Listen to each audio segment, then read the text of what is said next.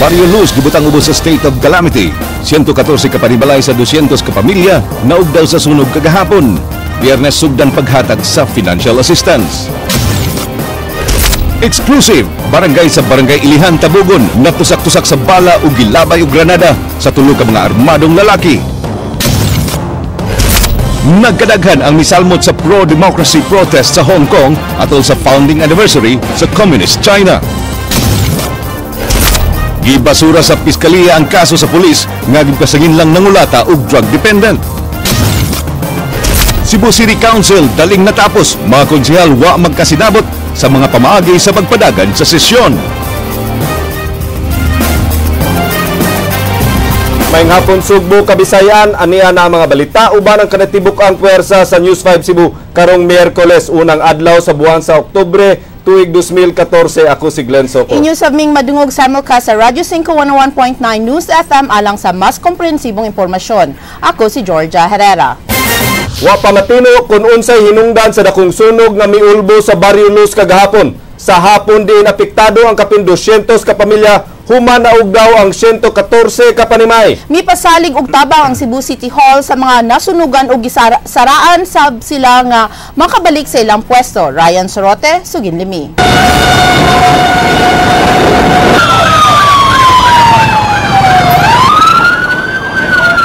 Sa balay sa Ginganlan og Mario Villamor sa sitio Abiliana, Barangay Luz, giingong nagsugod ang kayo og kay halos ginama sa mga light materials ang kasigbit ini nga mga panimay. Daling mikatap ang sunog, hinungdan nga apektado sab ang mga sitio sa Santo Niño og Santa Cruz, mga pasado alas 3 kagahapon sa hapon. Giisa ang alarma sa sunog ngadto sa Task Force Alpha. Wa pay klarong impormasyon ang kabomberuhan kung unsay hinungdan sa kayo. Na ako no'y nagduwa nga mga bata po sa bahin sa istorya, pero ato pa naglaruhon og tinuod bagay. Nagkabuang ang mga residente sa pagsalbar sa ilang mga gamit. Naglisod ang kabomberuhan sa pagpaong sa kayo tungod sa kahuot sa daan o nangilog pa sa ilang firehouse ang mga residente. Lisod kay sikit kayo ang mga balay. So maglisod ang kontrol sa transfer sa kayo. Alas 4:15 gideklarang under control ang kayo apan pasado alas 9 na kagabi o pagkahuman sa unom ka oras gideklarang far out ang sunog. Nasayran katulo na masunog ang dapit mga way kabutangan ang kaguol sa mga sunugan sama ni Edelberto. Kundi sayang nga gitaon, balik mo sa uno. 114 ka mga balay nga gipuy-an sa kapin 200 ka pamilya ang nasunog nga gibanaban ng kantidad og 700,000 pesos. Wa sa gikatahog na unsa atol sa sunog. Ang naakaroon gipahimutang sa Barangay Luz Elementary School, covered court ang mga nasunugan. Di pasalig og tabang City Hall og mingon nga makabalik ra og tugod sa ilang balay ang mga nasunugan kay ang gobyerno mo'y tag-iya sa luna. Ryan Sorote, News 5. Gipaubos na sa state of calamity ang tulo ka sitio sa Barangay Luz nga naigo sa sunog kagahapon. Leslie Caminade Vistil, Suginlimi. Barangay Luz, the city, due to the fire incident that struck the said areas on September 30, 2014, and utilized the Quick Response Fund of the 2014 Local Disaster Risk Reduction and Management Fund. Giaprubahan sa konseho ang giduso ni Konsehal Neda Cabrera nga ipaubos sa state of calamity ang sitio Abiliana, sitio Santa Cruz ug sitio Santo Niño sa Barangay Luz. Gawas sa state of calamity, gipahibaw sab ni Konsehal Jerry Carillo nga ipaubos sab sa reblocking ang dapit. Blocking, the plan of reblocking the sitio Abiliana because portion of that is owned by the city government. But we will assure everybody in sitio Abiliana that they will not be ejected by reason of the fire. It's only that we need to reblock so that future calamity will be prevented.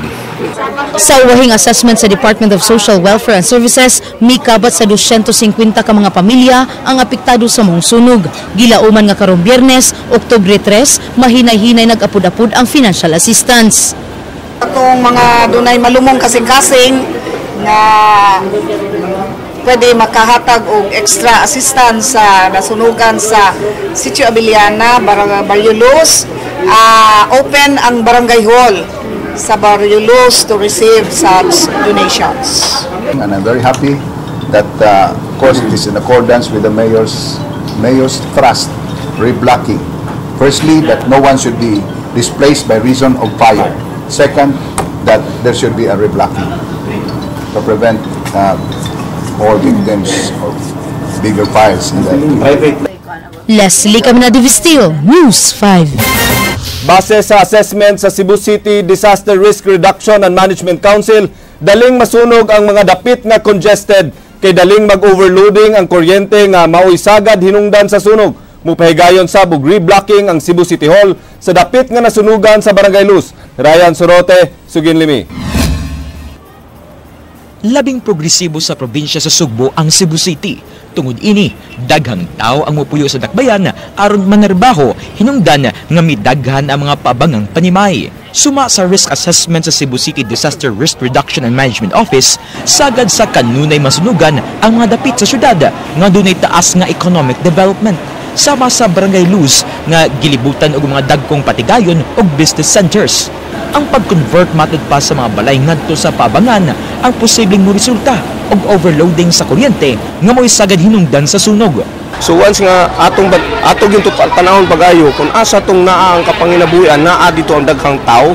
So naa ang daghang tao, posible nga ang ilahang mga residential na divert or na converted into kanang rental, no? Kundi man gani overload ang pagpasagad sa mga gipangpansak nga appliances o gipamiyaan nga giluto ang laing hinungdan sa sunog. Mao nga awag sa disaster office nga siguradoong tarong ang electrical connection sa kabalayan o mga paabangan aron malikayan ang electrical overloading. Girekomendar sab sa Bureau of Fire Protection nga i-reblock ang tulo ka sityo nga naigo sa dakong sunog kagahapon sa Barangay Luz. Will you recommend for a reblocking? Yes, we will recommend for reblocking. Mao na among istoryahan apil karon magdesisyon jud may na unsa gyud pinaka the best sa lugar nga dili na mausab. Dugang sa kabumberuhan nga dugangan og access road ang dapit aron daling makasud ang kabumberuhan panahon sa emerhensiya. Gisugdan na sa City Hall ang reblocking plan sa mga nasunugan.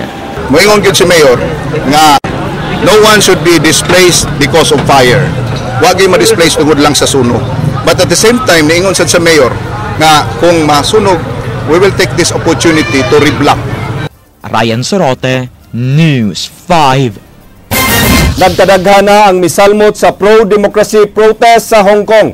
Karong adlaw usa ka holiday ug gisaulog usab ang ika-65 nga Communist Revolution sa China.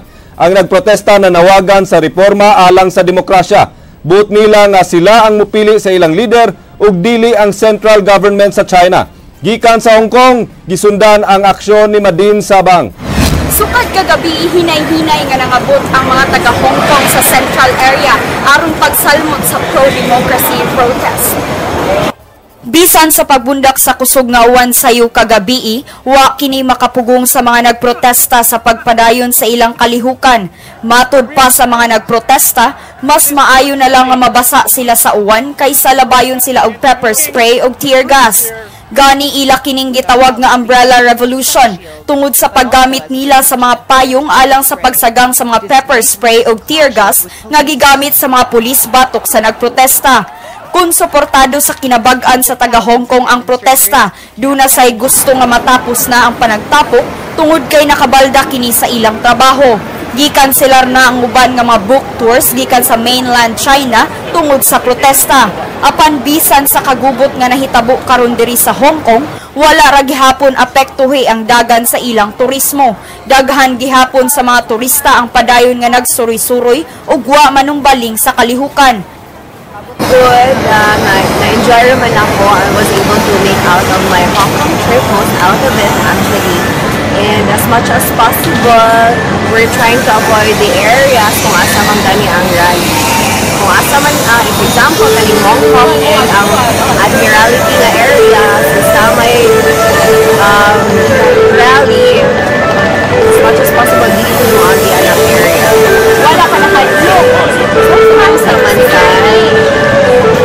So far, wala rin sa ang libuan nga nagprotesta malinawon nga mi-occupy atubangan sa Hong Kong City Government Headquarters ug ang downtown area. Gibabagan usab sa nagprotesta ang mga kadalanan. Supak sila nga taga Beijing ang mupili kung kinsa ang padaganon sa umaabot nga eleksyon nga magpili sa ilang mga leader. Niadtong Agosto 31 ning tuiga, ang China mitugot sa paghimo og direct elections alang sa Chief Executive sa Hong Kong karong tuig 2017. apan ang Beijing ang magbuot kung kinsa ang mga kandidato nga ilang pilian. Gusto sa taga Hong Kong nga sila mismo ang mopili sa ilang kandidato ug dili ang central government sa China. Ikan din sa Hong Kong, Madin Sabang, News 5. Dito sa kauluhan, kagapon si Governor Junjun Davide aron tambungan ang meeting alang sa Mactan Cebu International Airport Authority. Gipaibaw ni Davide nga nahisgutan sa maong meeting ang sugyot sa pagpataas sa terminal fees sa maong tugpahan. Kagahapon sab gihimo ang ikaduhang public hearing sa maong plano sa MCIAA. Subay sa proposed increase, mahimong 300 pesos na ang terminal fee alang sa mga domestic passengers samtang 750 pesos ang terminal fee alang sa mga mubiyahe padung sa laing nasod. Nahimong baruganan sa gobernador nga di usa ipatuman ang maong increase samtang himuon pa sa winning bidder nga GMR Megawide Consortium ang mga kausaban sa maong tugpahanan. Since the increase, no? Because that's what you pay for comfort and convenience as airport. Pero mo lang lagi ng question around timeliness ba? Clarify na ako, no serious objections, meaning there is a high probability that it would really increase. Well, I suppose, yeah.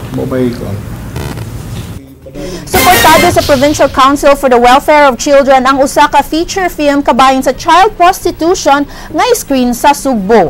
Gipasalida karong Sabado sa alas 3 sa hapon sa CAFA Theater sa University of San Carlos Talamban Campus ang Lilet Never Happened nga ubos sa direksyon sa award-winning Dutch director nga si Jaco Groen. Ang moong kalihukan subay sa kasaulugan sa Children's Month sa lalawigan sa Sugbo karong buwan sa Oktubre. And then I found out that And by the way, the ordinance which I sponsored penalizing child sex tourism and other acts of exploitation of children was just passed, and we also likewise declared the first week of October as Anti-Child Sex Tourism Week. Sort of like after I did this short documentary, I noticed still nothing happened, and I felt like, okay, maybe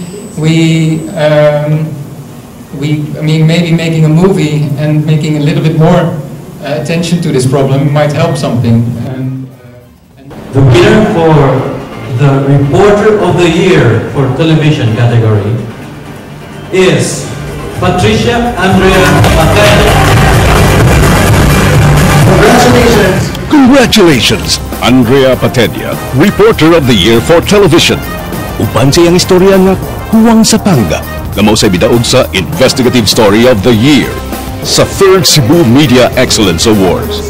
Happy kayo ang imong mga kapatid sa lain usab nga pasidungog nga imong naangkon. Ipadayon ang paghimog istorya nga makapadasig ug makahatag og inspirasyon sa mga kapatid.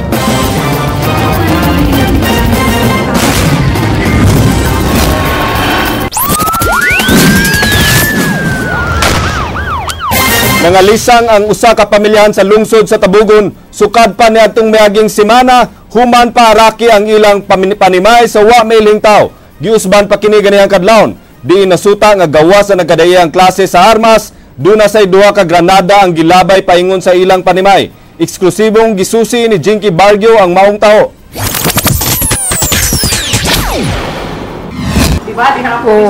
Midangop sa buhatan sa pangu sa probe team sa Cebu City Hall si Judeline America nga usa ka vendor sa Carbon Public Market aron ireklamo ang giingong pagpangharasi ang pamilya sa wa mailhing mga armadong tao. Ganinang alas 6 to din, no? Alas 6 diri siya, isaka siya sa office. Niya kanang kakuyapon pa siya kay mo pag-receive niya sa balita gikan sa iyang mga parinti dito sa Tabugon nga gilabayan kuno og granada ang ilahang balay. So mo tong kung ano sa may mong gusto. Mato di Judeline nga niadtong Huwebes sa kadlawon sa miaging semana gipaarakan ng ilang panimay dinhi sa sitio Lamak sa barangay Ilihan sa lungsod sa Tabugon nga giusban pa pasado alas 12 kaganihang kadlawon. Kini ang hinungdan sa kalisa nga gibati sa tibok niyang pamilya. Girakrakan niya dahil gilabay na maggranada. Nya duha na magid kabalay ang Anduha naman gid kabalay, ang bahay naman gid sa akong igsuon ug ang ako ama. Kagabi ini. Oo, gabi alas 12. Natusak-tusak gumikan sa mga bala ang bungbong sa Pinoy-anan sa pamilyang Amerika.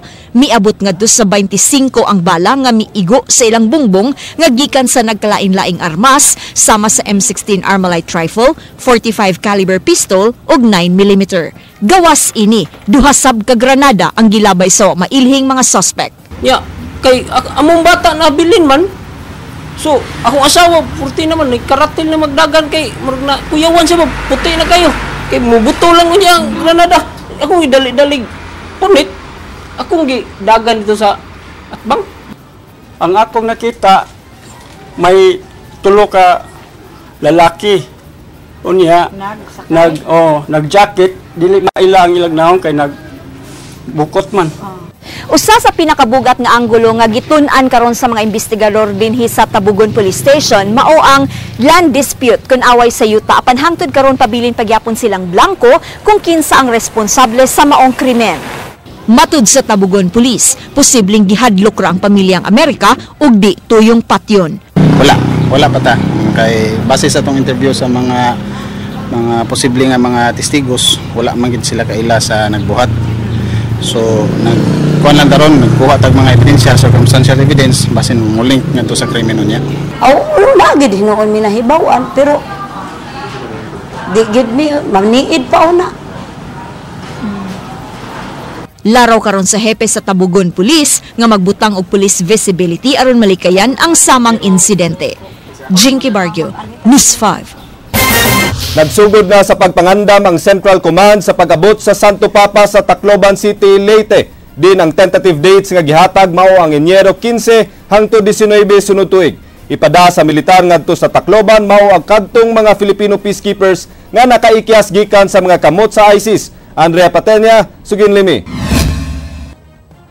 328 ka mga sundalong Filipino peacekeepers nga nakaikyas sa mga kamot sa Syrian rebels didto sa Golan Heights nga bag-uhay lang nga naabot niadtong Setyembre 19 mao ipada ngadto sa Tacloban. Kini ang gipahibaw ni Major General Nicanor Vivar, ang pangu sa Central Command. Gawa sa peacekeeping team, ipadasab ang laing batalyon nga bag-ulang gitrain pagka Filipino peacekeepers. Wa pa kinilabot sa puwersa gikan sa CENTCOM nga apil nilang ipada sa Tacloban. Unya pa muhukom si Vivar kun kanu sa ipada ang 700 ngadto sa 800 ka mga sundaw kun do na nagyoy final date sa kalihukan. Muisa sab sila ngadto sa red alert status, pipila ka semana sa di pa ang PayPal visit. Gitug-an ni Vivar nga challenging ang pag-secure sa Santo Papa tungod sa pagka-unpredictable ni ini. Hinuon nga gipasalig gabuhaton nila ang tanan aron pag-secure sa Santo Papa. Mato ni Vivar, eksperyensyado na ang armadong kusong sa nasod sa paghatag og igong seguridad sa Santo Papa ug bisan siya lakip sa mga misecure ni Pope John Paul II atol sa pag-abot ni ini sa nasod ni atong 1995. Yung threat kasi na dinideclare kasi ni Pope na ayaw niya ng bulletproof, lagi siyang gusto niya yung simple lang. Medyo mas mabigat nga lang ito dahil ang sabi nga nila ay makatao masyado itong ating Pope, si Pope Francis. Kaya ang makakasalamuhan niya yung mga, sabihin na natin mga medyo nasalanta. No? So, meron po kaming discarded dyan, ika nga strategy kung paano namin masisigurado yung seguridad ng ating Pope. At sinisigurado po namin siya na hindi namin siya pababayaan.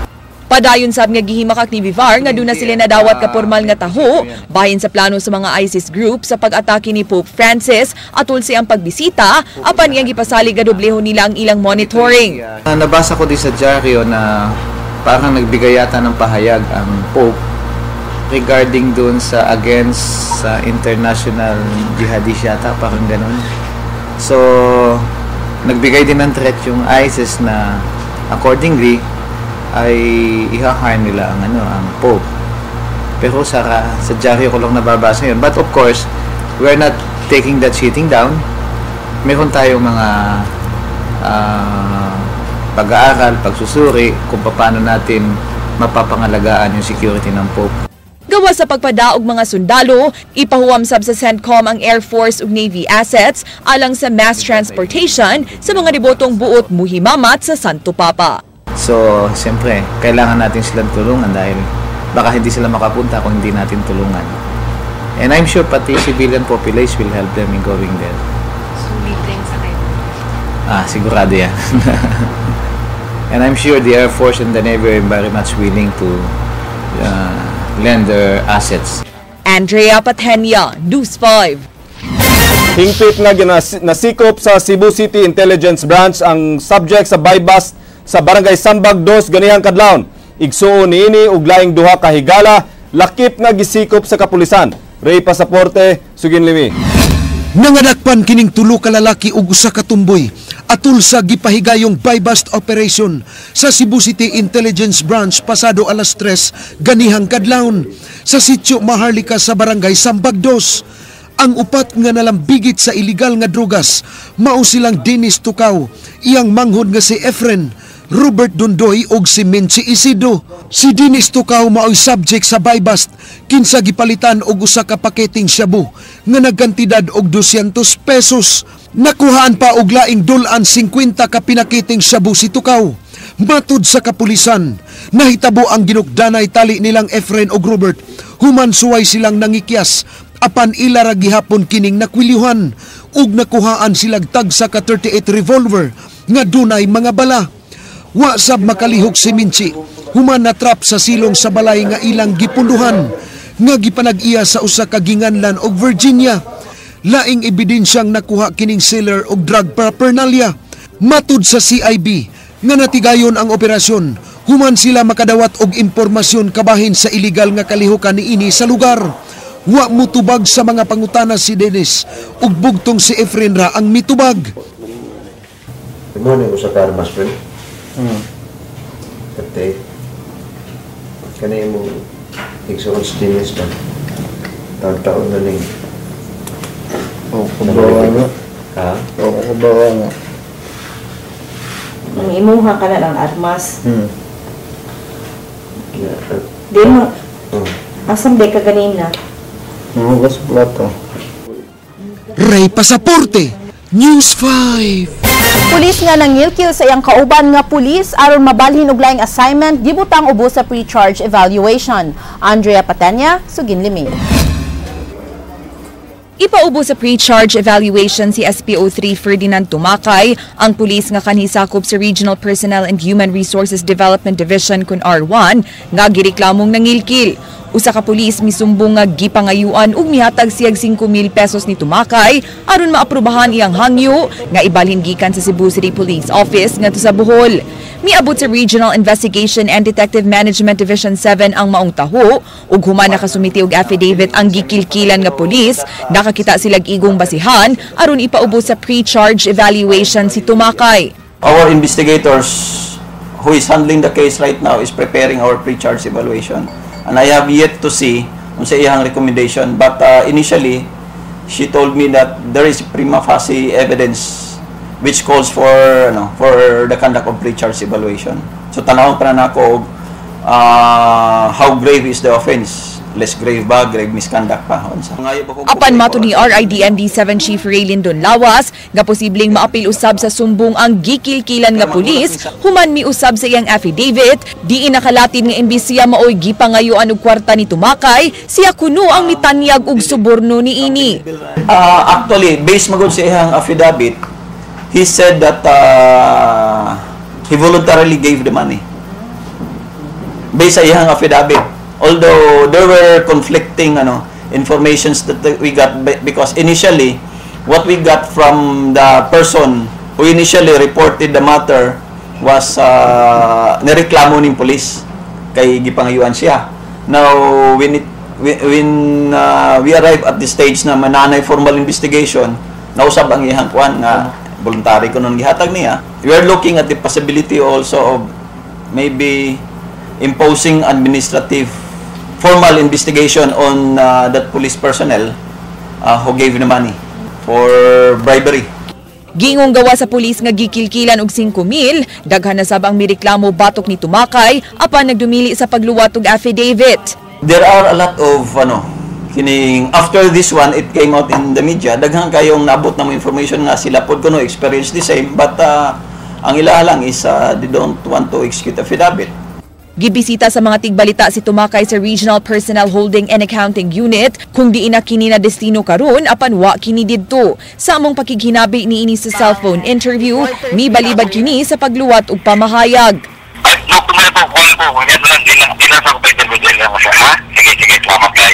Giulagway sa RIDMD 7 nga makaalarma na ang sunod-sunod nga mga kaso sa pagpabadlong sa mga sakop sa Police Regional Office dinhi sa Central Visayas. Tukiun nila ang maong suliran sud sa command group aron mapangitaan og solusyon ang subling pagpahinumdum sa ilang mga sakop kabahin sa insaktong values ug disiplina. Andrea Patenia, News 5. Mga sakop sa Police Provincial Intelligence Branch gigantihan sa Kapitolyo tungod sa ilang malampuson nga kampanya batok sa gidili nga drogas. King Perez, Suginliming. Gituno lang pahalipay mismo ni Governor Junjun Davide ug mga kadagkuan sa Cebu Provincial Anti-Drug Abuse Commission. Nakadawat og cash incentive sa mga pulis human sa duha ka mga drug operations nga nagmalampuson sa lungsod sa Medellin. Matag pulis makadawat og 5,000 pesos matag operasyon, samtang ang hepe sa PIB nga si Superintendent Rodolfo Albutra nakadawat og 20,000 pesos alang sa duha ka operasyon. Para nako no, I mean program sa Sipadak pod. Doon tayo incentives for police officers for their accomplishments. Because lagi nga problema kayo ang drug and illegal drugs din sa ato. In fact, the incentives and rewards that we're receiving sa provincial government is also a motivation on the part sa atong mga operative to exert more effort. Sukad sa pagpangusog sa PIB batok sa drogas niadtong Agosto, ana sa 37 ka mga search warrants ang ilang na-serve ug 8 ka buy-bust operations batok sa nagnegosyo og illegal nga drogas. Mubalor og 6 milyones pesos ang kantidad sa mga nasakmit nga droga sa PIB. Gimanduan ang tanang police stations nga makaserve og di mo menos 2 ka search warrant matag buwan. Actually, what we're doing is their administrative investigation will be conducted by the headquarters against this chief of police na dili makakomply sa atong mandate sa anti-drug operations. Gipasabot usab ni Albutra nga bisan og mga street pushers lang ang ilang nadakpan, aduna na kini dako nga impact sa pag-neutralize sa droga sa matag komunidad. Even though gagmay atong makuha ani nga mga shabu, pero ang impact ani nga gihatag sa komunidad dako na sila kay mao ni sila yung mga actual distributors sa mga tao nato dito sa komunidad. King Perez, News 5. Gibasura sa piskalya ang criminal case nga gipasaka batok sa pulis nga gipasangin lang nangulata og usa ka drug dependent ato sa pagsugat sa bag-ong tuig. Apan ang kasong administratiba niini hapit nang ipagawa sa Committee on Deliberation on Admin Cases sa Police Regional Office 7. Andrea Patanya, Suginlimi. Sa ilago depender mo nila mo nagingon nga sa pagkonbikto ta nila, wa kita mahimo. Human ang pipila kahigayon nga paglikay sa mga tigbalita, nagpa-interview na si SPO2 Jonas Pakibot, ang pulis nga gikiha human gitudlong maoy nangulata patay sa usa ka negosyanteng drug dependent dihang ila kining gihatod sa We Do Recover Rehabilitation Center gikan sa ilang panimay sa lungsod sa Balamban niadtong pagsugat sa bag-ong tuig. Gipahibaw ni Pakibot nga gibasura sa piskalya ang kasong homicide nga gisangat sa pamilyang Bendebel ug sa CIDG bato kaniya. Way nakitang intent to kill ang piskalya kay mi-coordinate pa sila si Pakibot sa Balamban Police usa gikuha si Bendebel ug suway pa kininilang gihatod sa Tambalanan human naputos sa mga bunog. Nang hinaot karon si Pakibot nga ang pagkabasura sa iyang kasong kriminal mo resulta sa bunta sa pag-dismiss sa iyang kasong administratiba. Gipasaka no grave misconduct due to homicide si Bendebel ug less grave neglect of duty human wa mitungad dihang gipatawag sa Regional Intelligence Division tungod sa iyang kaso. Coordinate mo ta sa police station sa Balamban. Dalawa atong gida sa hospital. So, ang kuha dito sa piskal nga wag intention na ikuha na to nga ipatay ito siya. Sa kuha sa administrative procedure mo na sa posible o ma-dismiss na ang kriminal o sa kuha yun mo palos on ta na di administrative ma-dismissan pero depende na sa investigation sa R7. Apan matod sa hepe sa RIDMD-7, bisan pag nabasura ang criminal case ni Pakibot, padayon gyapon ang iyang mga kasong administratiba ug gani duna na kini resolusyon. Gitun-an na karon sa Committee on Deliberation and Admin Cases ang findings sa Summary Hearing Officer aron papirmahan sa Police Regional Director. Mahimo hinuong moapilar si Pakibot sa mga silot nga ipahamtang kaniya. Sa administrative case, ang gipangita lang namo sa administrative case is substantial evidence lang. So if there's a substantial evidence, probable cause, pag i-conduct ng investigation, kung namin establish na probable cause to file an administrative case, ma-file na namo. But in a criminal case, it is the quantum of evidence is proof beyond reasonable doubt. Mato di lawas, base sa PNP rules, di gyud mahimong mo escort ang mga police ug drug dependents padung sa usa ka rehab center kun way court order. Ug gidili sab ang moonlighting kun ang pagpang-racket gawas sa ilang police duties. Kung wala kay official order to provide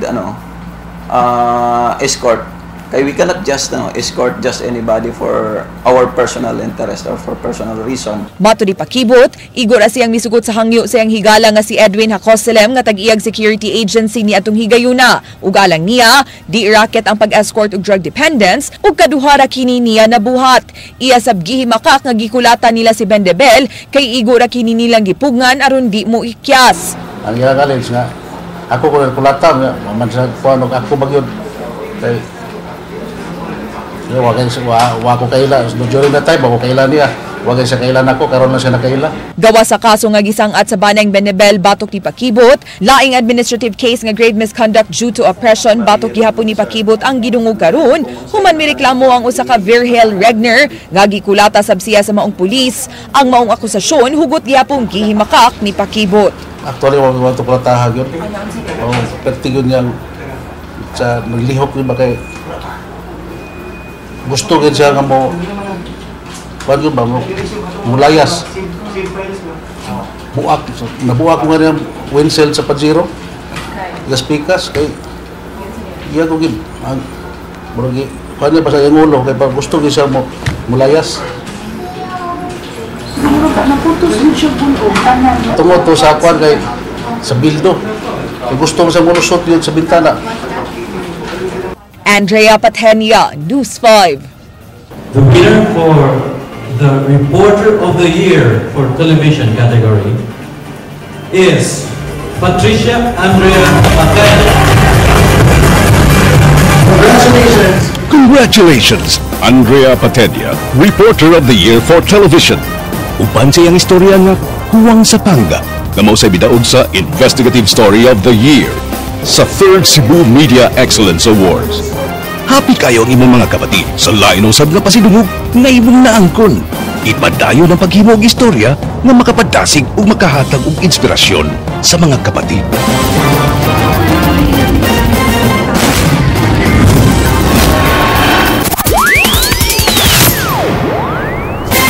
Wa gisud sa prisuhan ang adunahang dinakpan sa Mabolo Police Station kini subay sa mando ni Cebu City Police Office Director Noli Romana. Gingong nagsud gawas ra ang maong dinakpang babaye nga nagatubang og kasong pagpangawat. Andrea Patenia, sugin nimi.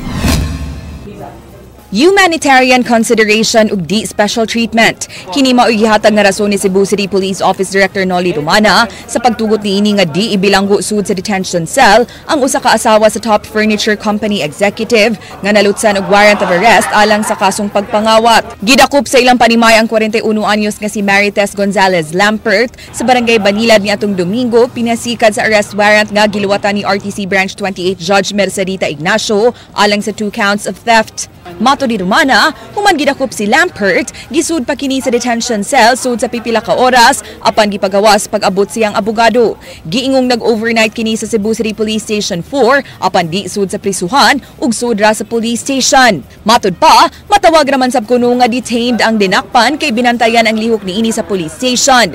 Di sab sila buot mapasanginlan kun unsa unya ang mahitabo niini kun isud sa selda tungod sa iyang pangidaron. Nag-stay siya sa police station overnight. Yeah. Sa loob mo ng detention center? Sa loob ng police station. There is no truth na hindi siya na-detain. because the mere fact that she cannot go anywhere for several hours from the time of her arrest, and inside the police station, going through the process, partner ng arrest and detention. Pinasok siya for a while, and then the lawyer visited her, so inilabas namin for her to have a time with the lawyer. Gitugan sab ni Romana nga gitugutan niyang makalakaw si Lampert uban ang iyang abogado ni atong Domingo aron magpa-medical assessment apan mibalik ra sab sa police station pagkahuman.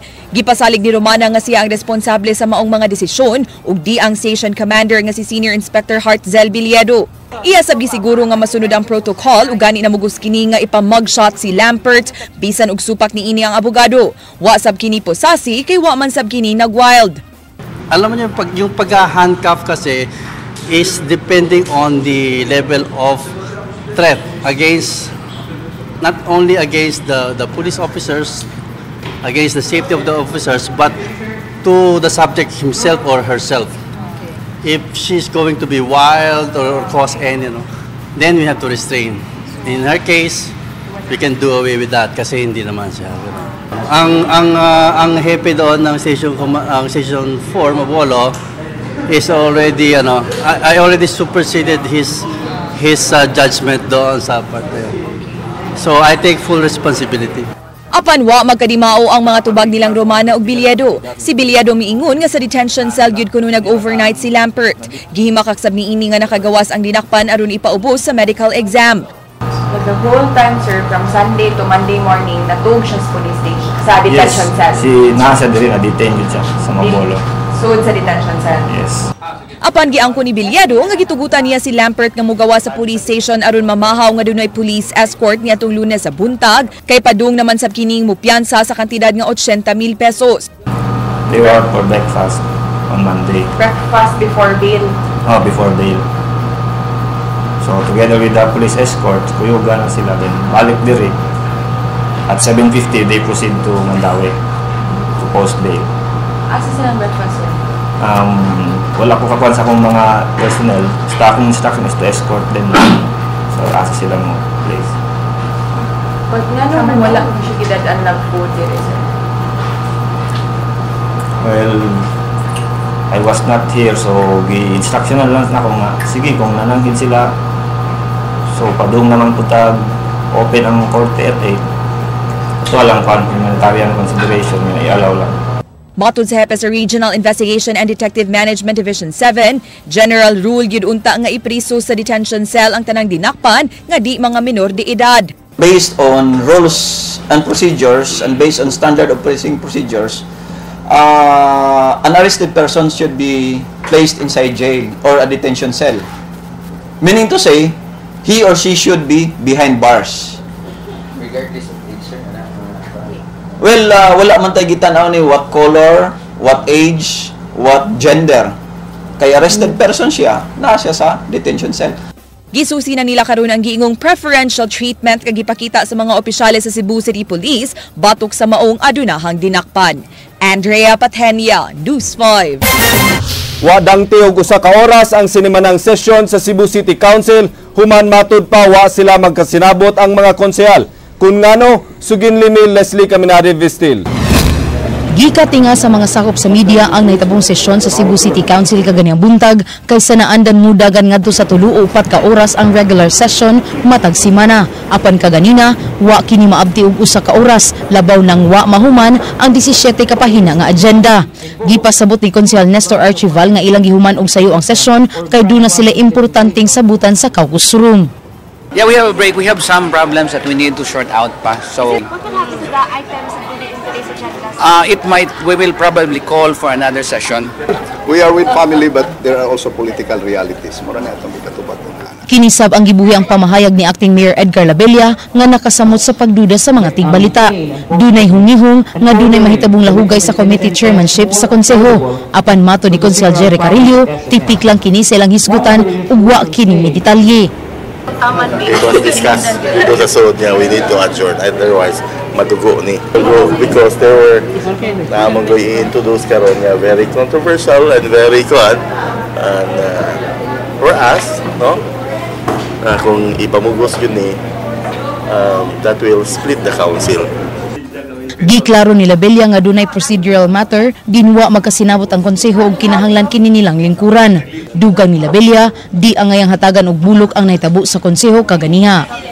Well, actually murag dunay kining problems on the matters of procedure on about motions. So they just decided to have the session especially in the present agenda to be submitted again next session nga kita na mo preside kay there were some questions on the procedure, Member Archibald. So anyway, there's nothing unusual. It was just about procedural matters which they wanted to be fleshed out. Allow us to do that now, as for now, that we agreed and we said that we would keep our commitment to each other, that we would just ask the Vice Mayor to speak on our behalf. Leslie Camnadi-Vistil, News 5. Governor Junjun Davide wapay ikapuli sa iyang Vice Gobernador alang sa sunod nga eleksyon. Apan Vice Gobernador Agnes Magpale mipadayag nga dunay daghan nga mga batan-on nga mahimong kapilian. King Perez, Suginlimi.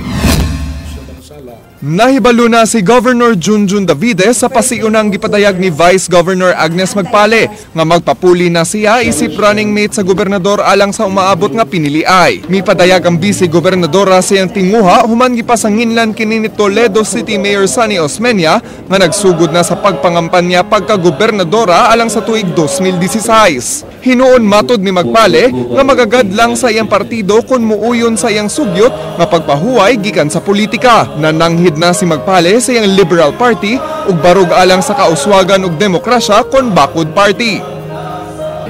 Wa jud ko, it's up to the party gyud ang mo na akong gi-throw ngadto sa party. Well, but I hope she run again. We draw strength from each other. She's been in public service longer than I have. We make a good team.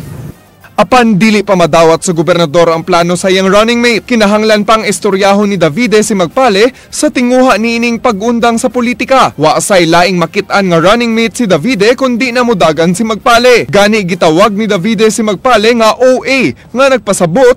Do you have anyone in mind of na apart from Only Agnes. Only Agnes. Bisan pa nga nagpabili ng pagsalig ni Davide sa iyang partner sa politika, hugot ang baruganan sa Vice Gobernadora nga di naunta siya padaganon sunod eleksyon. Well, daghan man mga batanon, mga anak, no? We have to give way to the young. That's the reason why I announced earlier, kay og dunay kuan ang party, sayo pa, kana bitong ma-introduce na. So it's not nga nagpahawid ko, kay honest, I'm ready to retire. Tinuod yun na. King Perez, News 5. LBC may comply na sa security requirements sa gipangayo sa City Hall sa ilang establishmento. Matod ni City Legal Head Attorney Jerome Castillo, dili na pasirhan sa City Hall ang mga establishmento sa LBC. Ang City Hall may require sa LBC sa pag-hire og security guard sa tanan nilang branches uban sa security camera. Ang LBC sunod-sunod nga gituli sukad sa miaging tuig.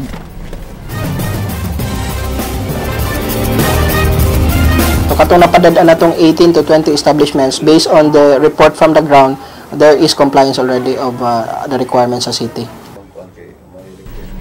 Gipirmahan ang usa ka Memorandum of Agreement tali sa Cebu Provincial Government ug sa Philippine Crop Insurance Corporation alang sa libreng crop insurance sa mga mananagat ug mag-uuma sa lalawigan. Karong tuiga gigahinan og 8 milyones pesos sa Kapitolyo ang maong programa alang sa 40,000 ka mga mananagat ug mag-uuma. Sa pagkakaroon anaapak sa kapin 5.6 million pesos ang kantidad sa insurance nga nahatag ngadto sa 21,600 ka mga fisher folks o farmers. Gawas niini mohatag sab og 30,000 ka libreng crop insurance among insurance company sa lalawigan gikan sa Department of Agriculture. Sir. Because I'm going to report nilang claim, no? They will have to file their claim with Mag-meeting ang kagamhanan sa Dakbayan sa Sugbo o kagamhanan sa Dakbayan sa Mandawi alang sa pagguba sa 24 ka mga footbridges. Matod ni City Legal Office Head Attorney Jerome Castillo, ilang sabutan ang hapsay nga pagdemolish sa mga footbridges nga nagkonektar sa duha ka syudad diha sa Mahiga Creek. Si Mayor Michael Rama mimando sa pagdemolish sa mga footbridges nga illegal nga gitukod sa mga lumulupyo. It would not only affect the jurisdiction of the city of Cebu but also the other side of the river, meaning Mandawi. So we have to be closely coordinating in the removal of these structures. Nalatid sa broadcast code sa kapisanan ng mga broadcasters ng Pilipinas kung KBP nga gidili ang pagsibya sa mga tip sa sugal.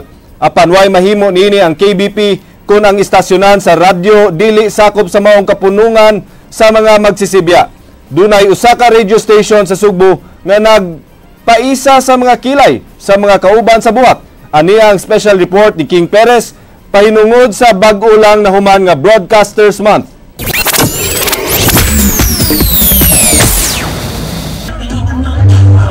Gitapos kagahapon ang Broadcasters Month, ang tinuig nga kasaulugan sa kapisanan ng mga broadcasters ng Pilipinas Cebu Chapter. Ang maong okasyon agig pagpahinumdom nga panalipdan ang katungod sa pagbalita ug mahimong responsable sa maong propesyon.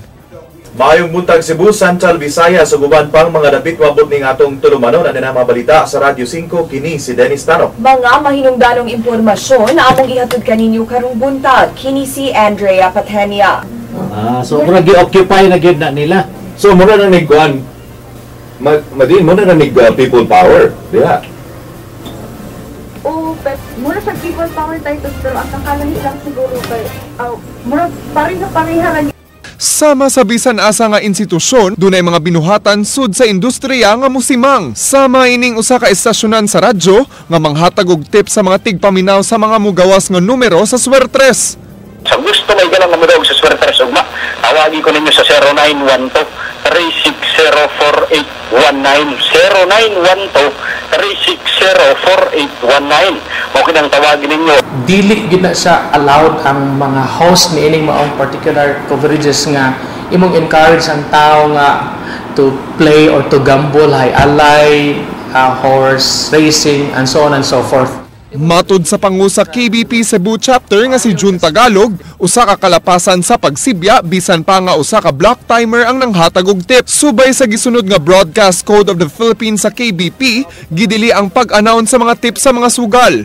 Ingon man ang pag-awhag sa katawhan nga mupusta og loto. Apan matud pa ni Romel Ayala, tanan may galang nga nakapaminaw karon, tanan may galang nga sa pagsibya. Swerte sila may galang kay akong transaksyon og mga dawa, pantabang kini sa mga kabus.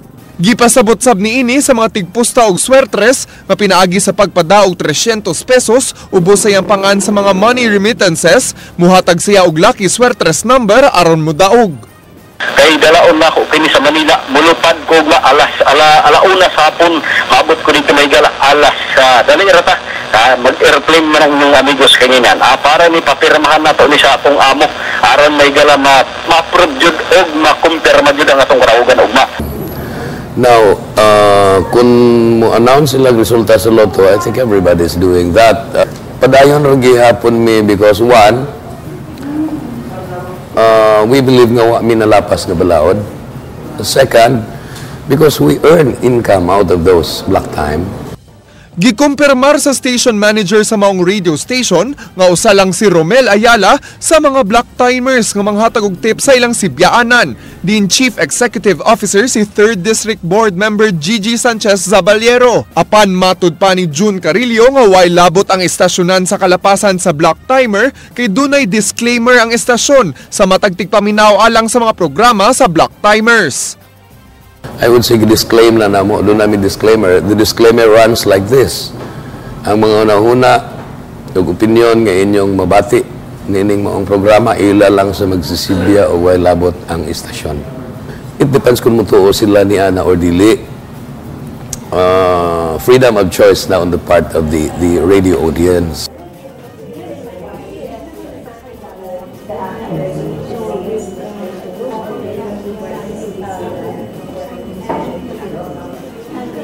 But I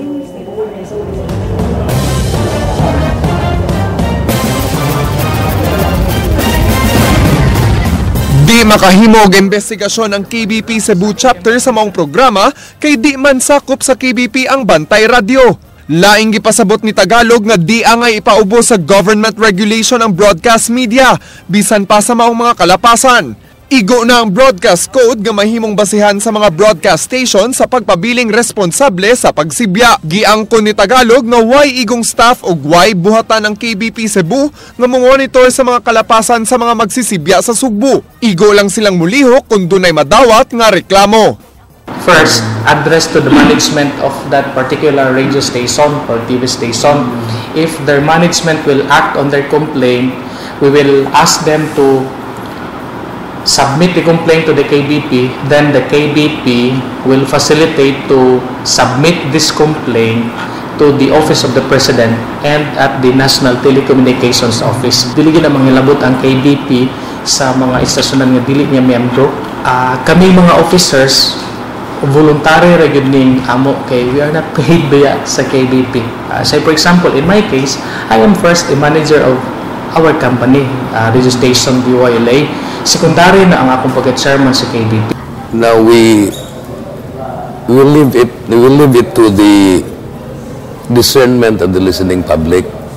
Human sa martial law na hibalikan natong mga Pilipino ang atong mga tawhanong katungod lakip na niini ang press freedom. Kundi hangtod karon dili mahilabtan sa gobyerno ang pagsibya og pagbalita isip usa ka self-regulating industry. Nagpabilin gihapon ang hagit alang sa mga tigbalita nga magpabilin ang maong kagawasan pinaagi sa pagpaninguha nga mahimong responsable ang pagbalita bisan pa man sa mga tataw nga mga kalapasan ug kontradiksyon sud sa maong industriya. King Perez, News 5. Kitang mga broadcasters sa Attorney Georgia, doon na kita responsibility. And I think multi-purpose siguro sa whole KBP month. Yes, exactly, which ended last gabi mo yung official na katapusang adlaw. Yes. So before we close, we'd like to congratulate the organizers also who did all the programs and everything. Job well done. Thank you very much. Kunya ni coincide sa siya sa 1-week celebration sa Press Freedom Week. That's right. So I guess in a way, yes, as a journalist, as broadcasters, our job really is, I think for me, it should be to convey the truth. We don't have to take side, we have to be impartial, but we always have to tell the truth of what is really happening. Insakto ug matinud-anon. Yes, exactly. That's right. Si Madin Sabang, paglikay sa problema diha sa Hong Kong. Ayo Madin. Nga naman ng Hong Kong unsa may estado nini.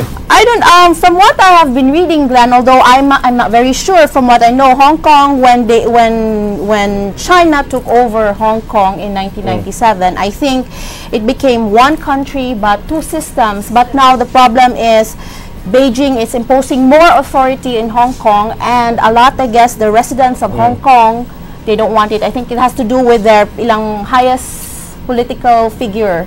They wanted to choose their own and not one that's been chosen by Beijing. So, well, I hope they, you know, marisolbar sa peaceful nga pamaagi. Yes, exactly. So far, it's been very peaceful. They call it the umbrella revolution.